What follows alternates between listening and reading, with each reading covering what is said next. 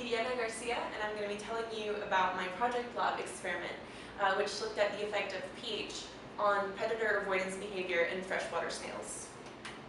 So as we all know, acidification has huge impacts worldwide in all sorts of ecosystems, but I'm going to be specifically looking at freshwater organisms. Acidification causes behavioral and physiological changes in aquatic organisms. One main way that it does that is through disrupting olfaction and chemosensory abilities of these organisms. And for many organisms in freshwater, studies have shown that acidification can inhibit the behaviors that are related to olfaction, such as predator avoidance, but also many others like kin selection, mate selection, and finding food.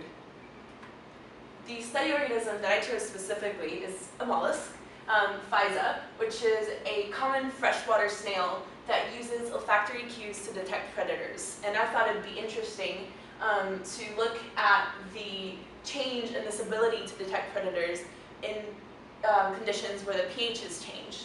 And other previous studies have shown that the olfactory ability can be inhibited by pollutants such as the insecticide malathion and heavy metals like cadmium, zinc, and lead. The aim of my experiment is to answer the question, do changes in pH affect the ability of snails to sense predators? And my hypothesis is increasing or decreasing water pH inhibits predator avoidance behavior in Physa. The null hypothesis would be that pH has no effect on predator avoidance behavior. And for my experimental design, I chose 4 treatments for different pHs, 6, 6.5, 7.5, and 8.5. 7.5 is my control because this is the normal pH that snails are typically found at. 6 is very low, but it's a pH that in my research I found snails can still survive at, but it's not ideal. And then I chose something in between for between the low and the normal, and then an equal jump up to see what the effect of increasing the pH might be on predator avoidance behavior. For my experimental setup, I have 5 replicates for each pH, but only 4 replicates in each treatment are actually going to receive the alarm cue, and the 5th replicate in each treatment is not going to receive the alarm cue, so that if we see predator avoidance behavior, we know that it's because of the alarm cue in these 4 replicates. And when I say alarm cue, I'm referring to a mix of crayfish water and crutch snails, which simulates the presence of a predator. For making the pH treatments, I initially made a 0.1 molar solution of phosphate buffer and then adjusted it to have the appropriate pH for my treatments.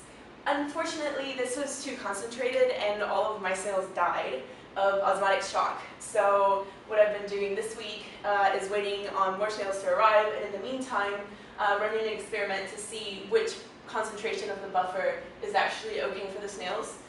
And I found that 0.001 molar is the correct concentration for the buffer at which the snails are still alive. And when I say predator avoidance behavior, I'm specifically going to be looking at 2 factors. One of them is the snail crawl-out behavior, and the other is the average velocity of the snails. Crawl-out behavior has been shown in many studies to be how snails react to sensing a predator. So I'm going to be looking at the water line and seeing if the snails are below or above the water line. Snails that are at or above the water line are displaying predator avoidance behavior. For the average snail velocity, I'm making the assumption that an increase in velocity relative to before they receive the alarm cue indicates alarm behavior. And the way I'm going to be recording that is by using a time lapse that takes a photo every 10 seconds, 2 minutes before and after I add the alarm cue, and then recording the distance that the snails travel in between each of the photos. So for my first and second week, all I did was feed the crayfish 3 crushed snails a week, 3 times a week for 2 weeks, so that I could create the predator water that goes into the alarm cue.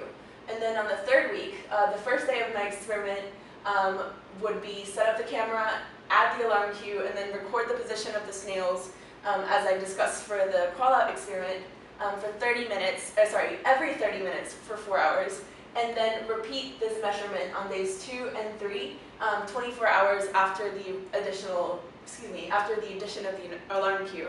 And on day 2 and day 3, I'm also adding more alarm cue before I actually start recording data. So because all of my snails died, I don't have any data yet, but I have a template of what my data might look like.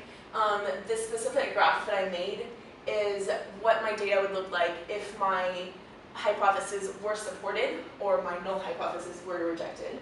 And what you see here is in the pH 7.5 treatment, which is my control, the snails have normal crawl-out behavior. So I add the alarm cue, and the snails in the control exit the water. Whereas for the 6, 6.5, and 8.5, 0 to 10% of the snails are exiting the water, which means that they're not reacting to the alarm cue. Similarly, for the snail velocity experiment, I have a tentative data of what it might look like if my hypothesis were supported. And what you see here is the average velocity is very low before the alarm cue addition. And then after the alarm cue addition, it only increases in the normal pH treatment and increases slightly in the high pH treatment. So what this all means is the crawl-out behavior indicates that the high pH treatments and the low pH treatments don't actually affect the way that the snails are reacting. So this would mean that my hypothesis is not supported. Whereas if the snails in the low and high pH treatments don't crawl out, and there's no change in snail velocity, the hypothesis is supported, and changing the pH of the water inhibits their predator avoidance response.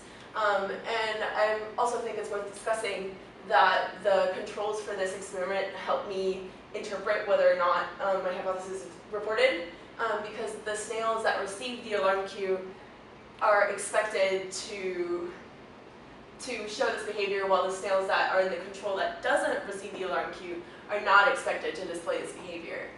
Similarly, the control treatment for pH tells me whether or not pH is a factor that's affecting crawl-out behavior.